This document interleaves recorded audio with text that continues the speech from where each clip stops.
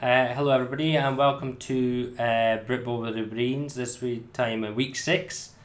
So as normal we're going to go through the results from the weekend past, and then look forward to the fixtures coming up this week, see if we can get any insight to maybe start looking at some of the playoff potential matchups this week. So our results as they came. On the first result was the Saturday game, Jurassic Coast Raptors versus the Hastings Conquerors. Something we thought would be a pretty big scoreline, 9-0.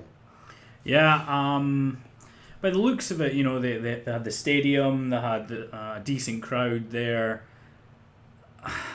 All it was lacking was the football. Yeah, I mean, great to put on that kind of show, get people interested, but unfortunately the show of football on the field doesn't seem to have followed suit. When you're talking about a team that's conceded 80 points or to one in one game this season, 9 doesn't really inspire much confidence. No, I can't see anything but those two maintaining to get destroyed the rest of the season, which is a sorry state of affairs. Anyway, so we moved on to the Sunday. On the Sunday, we had some big games in the Prem North. The Sheffield Giants just managed to outdo the Leicester Falcons. In what could be a life-saving, a Prem-saving result for Sheffield. Yeah, well, Sheffield winning now brings that into a three-way battle for relegation between Leicester, Sheffield and Edinburgh. Leicester still own the head-to-head over Sheffield. So do Edinburgh, but they've only played them once and they have to go and play them in Sheffield. All of a sudden, any one of the three could go down. It now becomes a really close contest. Yeah, so that's going to be interesting over the next couple of weeks. Sheffield, as normal, defence doesn't give up hardly anything. So a good result for them there. As we just mentioned there, Edinburgh Wolves, they lost 33-12 to the Merseyside Nighthawks. That's the second time they've lost to them this season by 33, and they've put them right in that relegation zone over the next couple of weeks. Yeah,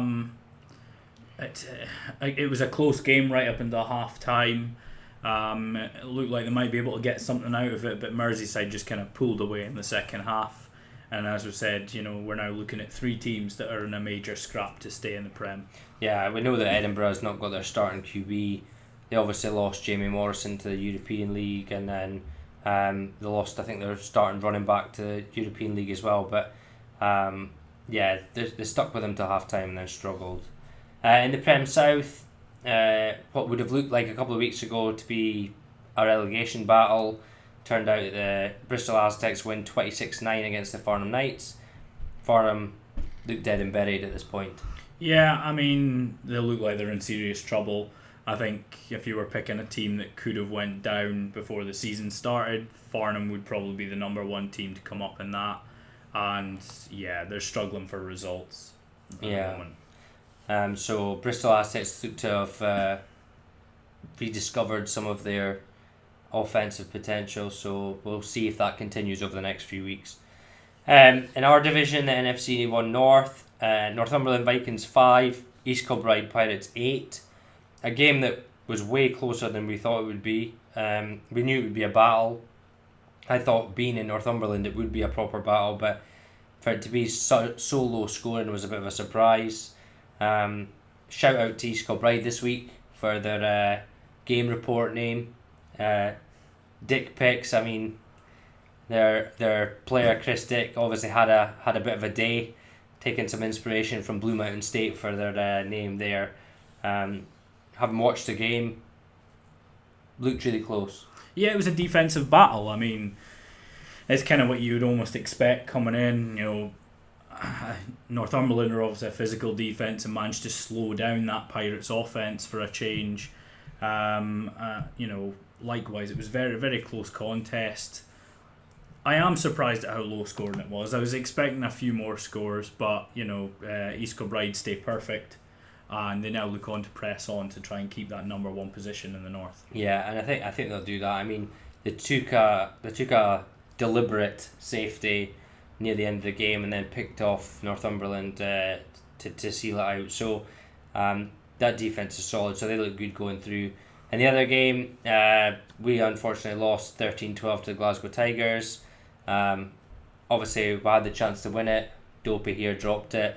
But tough encounter. One thing that was immediately apparent to me is one Glasgow team died last season, but what was the numbers like in Glasgow sideline?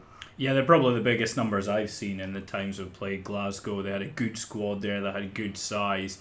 It was a physical game from start to finish, when it came down right to the wire.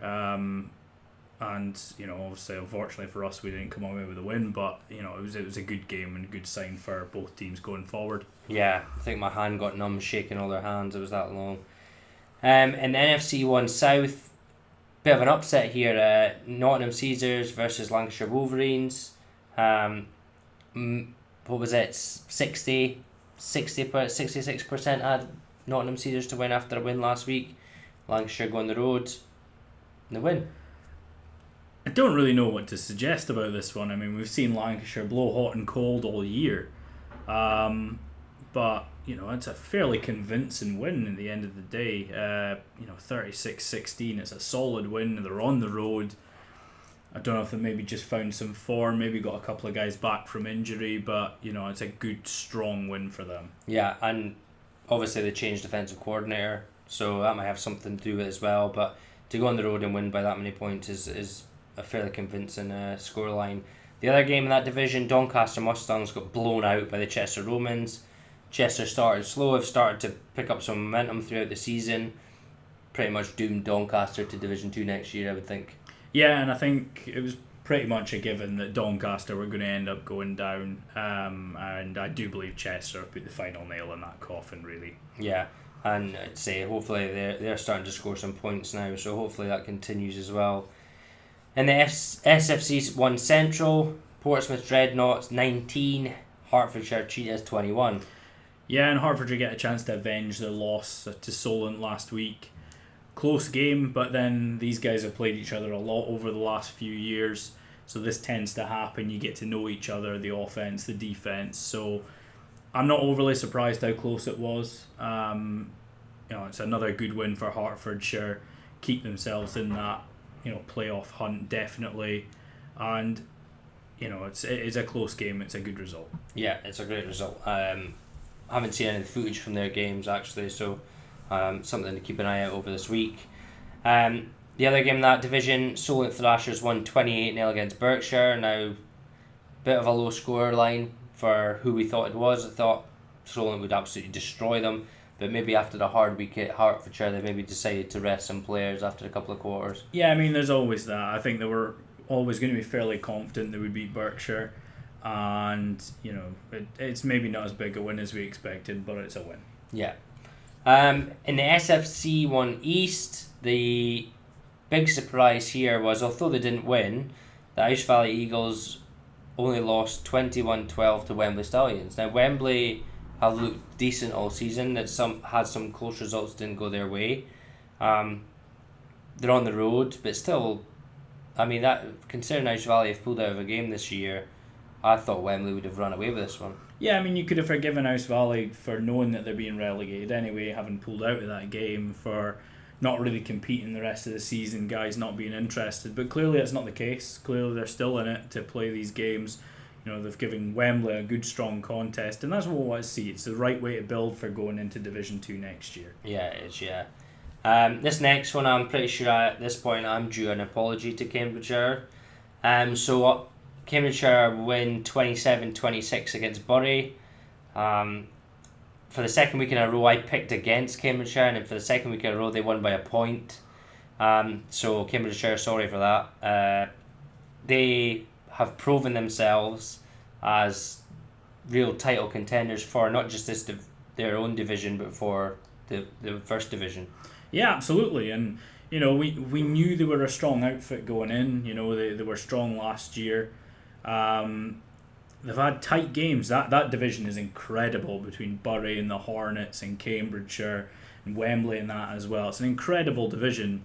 A shout out to Cambridge. I stuck with them again this week and they bailed me out once more. and the really big thing at this point of the season is they're winning these close games. Yeah. That makes all the difference come playoff time when everything's on the line and it's win or go home. Yeah, and they seem to know how to do it. Though Bury did make a pretty big comeback in the second half, but even then, a win's a win, it doesn't make a difference. So the last game of that division, Colchester Gladiators are at the bottom of that division just now, outside of Rouse Valley. So they took a hammering 32-3 to the London Hornets, who have obviously bounced back from losing a close one last week against Cambridgeshire. Yeah, I mean, it's an expected win. It's a good win, it's an expected win, and Colchester now have to kind of be worried about the rest of the season going forward. Yeah. In the NFC 2 North, we had our upset of the week. Inverclyde Goliaths only had 17% of the votes on Gridiron Hub. However, they came away with a 24-15 win against the Dumfries Hunters. Now, from what I've seen online, Inverclyde Goliaths seem to have a very healthy squad now. Some decent numbers, some ex-players come back and play for them. So they look like they have a solid squad, but what's concerning me is what's happening on Dumfries' side. With Carlisle folding, I'd have thought they'd have gained players and gained strength, but they don't seem to have gone that way this. Yeah, I mean, I think we both got caught out by this result. That's not a slight at the Inverclyde Goliaths. We played Dumfries often enough. They looked strong last year. They started the season okay with that close loss to Clyde Valley, but they still looked confident. Maybe it's a length of time without football, thanks to that Carlisle withdrawal. Maybe that's what's the problem. Inverclyde, I think, have fit a couple of games in between that because they actually got to play Carlisle. I'm not sure. The important thing for Dumfries with this game is that they still do own the head-to-head record. Mm-hmm. And, should they win out the rest of their games, maybe with the exception of that Clyde Valley game, they could still finish second in the north. Yeah, and I mean, one thing that is interesting with Dumfries is they seem to have changed QB. So the quarterback last season was obviously Dom, very athletic player. He seems to have moved to wide receiver.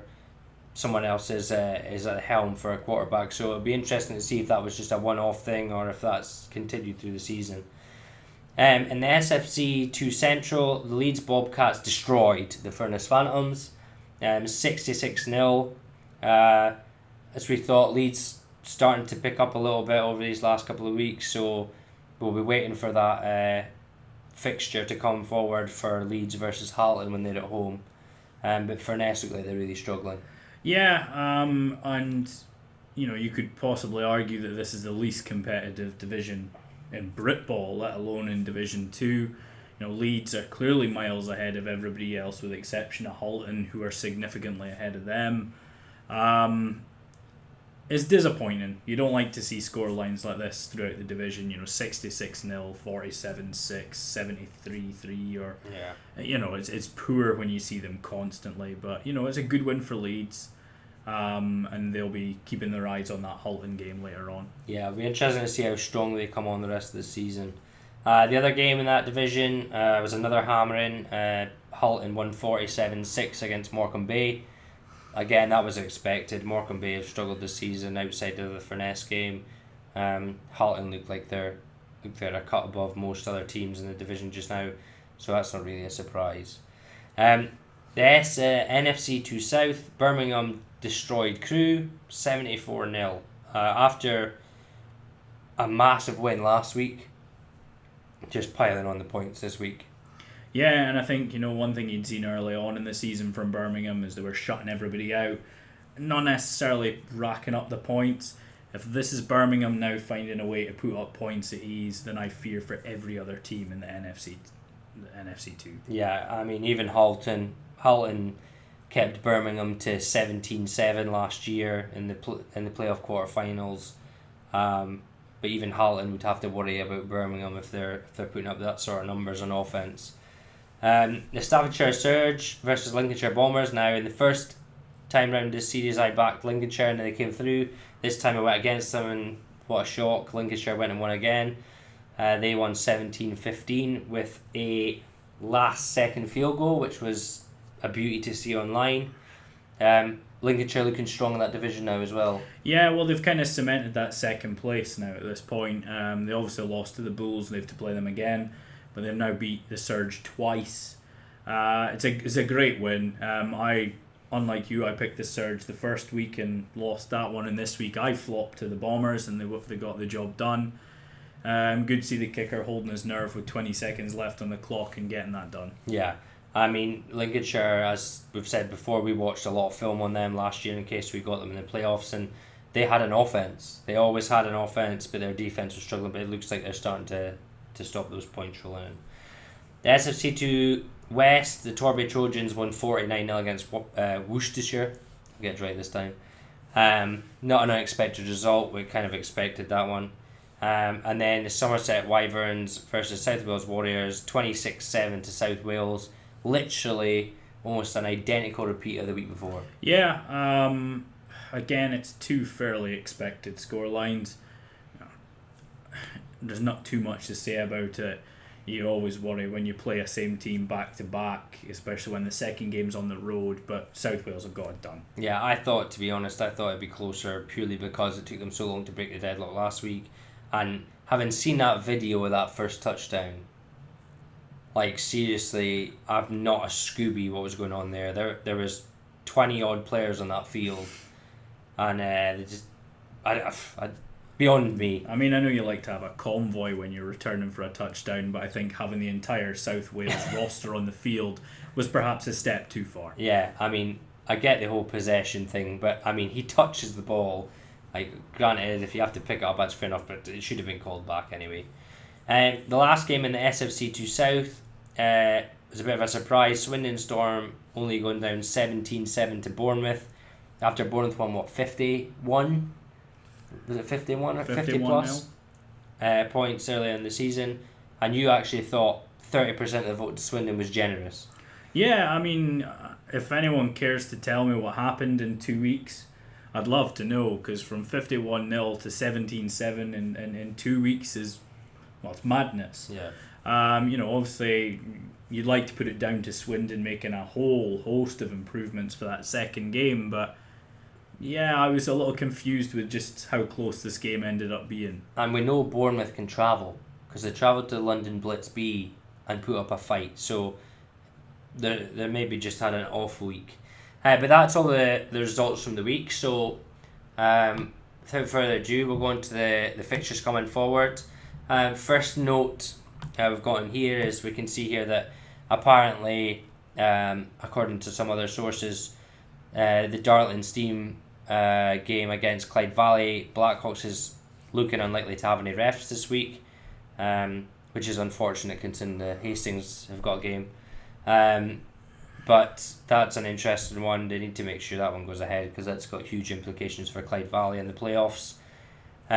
So this week we have the first game is the Prem North. So we have Tamworth Phoenix versus Manchester Titans. Manchester don't quite look where they were last year. Still put up points, but just not as many this season, and the defense seems a bit more leaky. So I expect Tamworth to win this one by a few scores. Yeah, I'm with you on this one. I mean, I think prior to the season starting, you would have pegged this as a 1-2 clash. It's not worked out that way, and I think Tamworth win. Yeah.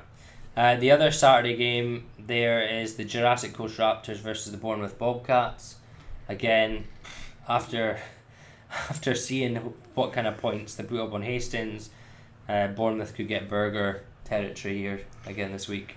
I mean, Bournemouth will obviously need to improve on what they did last weekend, but yeah, I'd fully anticipate this game getting ugly, and I think Bournemouth might be hungry for burgers. Yeah, so that's an easy one to choose probably. On the Sunday games, we'll come to the Prem North. There's a load of their games there this week. Merseyside Nighthawks versus Sheffield Giants. Now this could be an interesting one. Merseyside have been scoring a decent amount of points in second half of games. Sheffield Giants don't concede many, but it is in Merseyside. It's at home. So what do you see this one coming out as? Again, like you say, this is a close one. It's hard to tell. It could go either way. I still think Merseyside are going to have too much. But, this game could come down to a single score. Yeah. And it wouldn't surprise me if it did. But then with Merseyside, like we've seen all year, it could be a blowout and we just don't know. But I think Merseyside win. Yeah. I've gone for Merseyside as well, but I think it could easily be an upset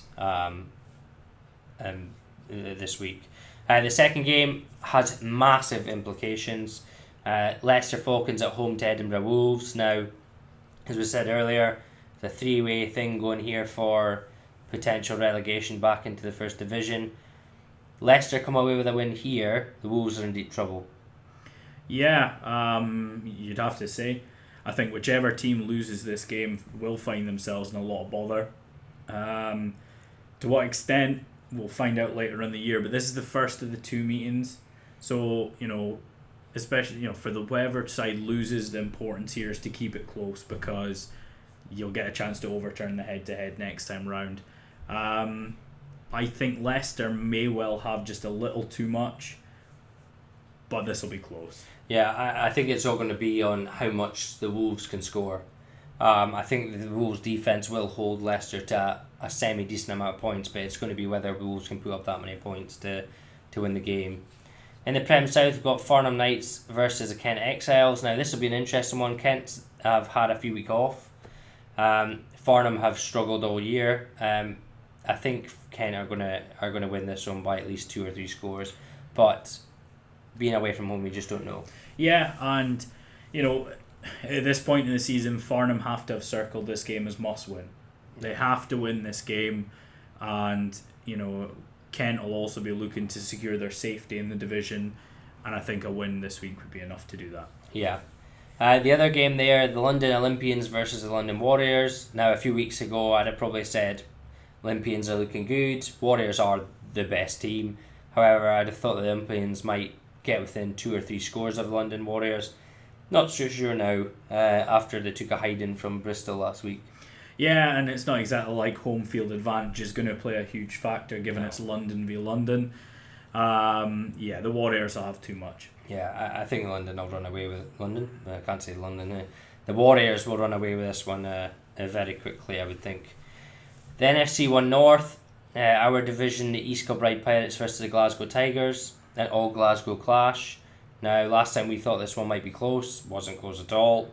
So I'm kind of expecting the same here. I kind of expect East Kilbride to run away with this one, as long as they haven't taken too much of a beating last week to beat Northumberland. Yeah, the only worry for East Kilbride going into this week is just any damage done to players with regards to injury or whatever last weekend. I still think they're going to have too much, and I think East Kilbride win. Yeah, I think that's about right. The other game in that division is the Gateshead Senators versus Yorkshire Rams. Gateshead Senators have been struggling this season. Found a bit of power in their power run game at points. Yorkshire Rams obviously had a good win against us a couple of weeks ago, but they're on the road, just a short jaunt up to Newcastle. So I think that the Yorkshire Rams will probably pull this one off. Yeah, and I mean, again, from the Gateshead perspective, a win for Yorkshire gives them 3 wins on the year, and it means that they're the closest team to them is ourselves with 2, who they then play the week after. This starts to look like a must-win for Gateshead, but I don't think they do. No, I think Yorkshire have this one. The NFC 1 South, Lancashire Wolverines versus Shropshire Revolution. Now, this one's now going to be interesting. A couple of weeks back, I'd have said Shropshire probably walked this one, but Shropshire lost to Nottingham by a decent score, and then Lancashire pummeled Nottingham by a decent score. So by this one, I would think that Lancashire take this one by a decent score this week. Yeah, I mean, as a general rule of thumb in British American football, if one team beats another team who beat another team, it normally makes sense as to what happens. Well, in British football, it means no sense. I don't know. Something stupid's going to happen. I like to think most of the time it kind of works itself out, but in this case, I mean, you'd have 100% said Shropshire, and then they seen them lose to Nottingham. It was a bit surprising, and then Lancashire wiping the floor with Nottingham. Now you have to think the Wolverines will get it done. Yeah, and they're at home. Yeah, however, I also wouldn't be shocked to find out that Shropshire win the game, but I think Lancashire win. Yeah, I'd agree there. The SFC 1 Central, Berkshire Renegades away to the Sussex Thunder. Thunder have had a few weeks off. Be looking to put this one to bed early, I think. Yeah, obviously Solent didn't put up that many points on Berkshire, which will be a positive for them, but I think Sussex win. Yeah, I think Sussex will put up a lot of points. They like a bit of offence in Sussex. The other game in that division, Oxford Saints versus Portsmouth Dreadnoughts. Now this is the game of the week. Be an interesting one. I think Oxford Saints have a good run game. Nice unis. They've done alright this season, but I think Portsmouth are going to be too strong for them, even though they're coming off the back of a tough loss to Hertfordshire. Yeah, I mean, the thing with these two teams is I feel like they'll both be safe. They're not going to push for the playoffs now, but this will be a close game. There's still a lot to compete for these two teams, and I think Portsmouth will just have enough, but it could be one score. What did you put in the score? After saying one score, I'm pretty sure I put 24-14. So I think I put 2 scores. Yeah, I think I put 31-21 to Portsmouth. So could be an interesting game, that one. The SFC 1 East, Wembley Stallions versus Colchester Gladiators. Now this one could be quite close depending on which Wembley show up. Wembley show up and power run all over them. It could be a decent scoreline. Colchester will be hoping that they can keep it close. But I see a Wembley win in this one. I think the biggest problem here for Colchester is with South Valley pulling out of the game and being relegated, and with their situation not being able to challenge for the playoffs, they have nothing left to play for. That's worrying going into some of their games towards the end of the season. I think Wembley will use this as kind of a pick-up game again, and I think they win comfortably. Yeah. NFC 2 North, Darlington Steam versus Clyde Valley Blackhawks. Now, we've already alluded towards the fact there might not be any refs. However, this has big implications for Clyde Valley in terms of playoffs. They can't afford to concede any points, really. No, I mean, the problem is they've lost 2 games against Carlisle, which you would expect shutouts. So now their points against per game average is spread over 6 games at the end of the season, whereas some of the other top end teams are getting it over 8. It means it's going to be quite hard for them to overturn that, which almost immediately relegates them to the number 3 seed, which is disappointing through no fault of their own. But you never know. If they can see out the rest of the season without conceding any points, there's always that chance. Yeah, with Leeds coming in and starting to score points, they can put up some points on Halton. I can't see any teams putting up points in Birmingham, so I think it's going to be between Halton and Clyde Valley for that 2nd seed. The NFC 2 Central, speaking of Leeds, they're home to the Nottingham Raiders. Nottingham Raiders, we know what they're like. Sometimes they play extremely well, sometimes they don't. The Leeds Bobcats, I think, will be way too much for them. I think this will be at least a 3-score game, depending on if Leeds show up like they did last week. The SFC 2 West, a game I toiled over, probably shouldn't have, but the Bristol Apache versus the Cornish Sharks. Cornish Sharks, with their defence, not conceding very much at all. Bristol Apache always hot and cold. I wasn't quite sure, but I think Bristol will take this one. Yeah, this will be a close game. This will be a tight game, I think. I don't believe there'll be that many points scored, but I think Bristol will just do enough to win. I'm not sure how much Bristol Apache and Bristol Aztecs share info, but I would think that because Bristol Aztecs are starting to score some points, then some of that will transfer into the Bristol Apache attack. The SFC 2 South, the East Kent Mavericks versus the Maidstone Pumas. Okay, East Kent got run. Was it East Kent that got run close by Maidstone last time? No, it was the Sabres. Okay, the East Kent Mavericks, I think I'll win this one. Maidstone away from home, it could be a bit of a struggle.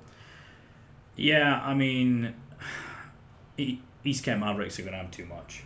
We've seen some improvement from Maidstone, but not enough. Yeah, I think they'll really be looking at Hastings to go pummel them. So that'll be interesting. Speaking of Hastings, the other game in that division, Hastings versus the London Blitz B. Gads. Probably going to be an absolute hiding. Blitz B have had a week off. This could get nasty. Just to point out, I believe that Maidstone game's in the wrong division there. It should be with Norwich. Yeah, that is true. That is wrong. So apologies for the wrong division there. Unreliable sources. Hastings Conquerors against London Blitz B. With the greatest will and respect to the London Blitz B, this is one game I simply could not care about. I don't expect it to be close. It's going to be over 50 by half time. It's not going to look good. The only thing that I'm going to be surprised at is how much percent Hastings get in the vote. Because they always seem to get some. I mean, even if you're a Hastings player, like, come on. I mean, fair play to you if that's you that keeps, voting for Hastings every week, but yeah, best of luck to you. Yeah. And the last game here in SFC2 East, the Norwich Devils versus the East Essex Sabres. Reckon Norwich haven't been as strong this season as they were last or looked last. The East Essex Sabres were the closest to being beaten by Maidstone, so I can see this one going to Norwich by a score or two. Yeah, Norwich have looked fairly strong. Sabres not so much. Once again, it's a clash of pretty horrible uniform matchups between the yellow and blue and the gaudy orange. Yeah, it's Michigan Wolverines versus the Texas Texas Longhorns, is it? I think Norwich will be too strong on the day, and I think they'll win. Yeah, I think I'll be the same. So that is the roundup this week. No dummy this week. There was the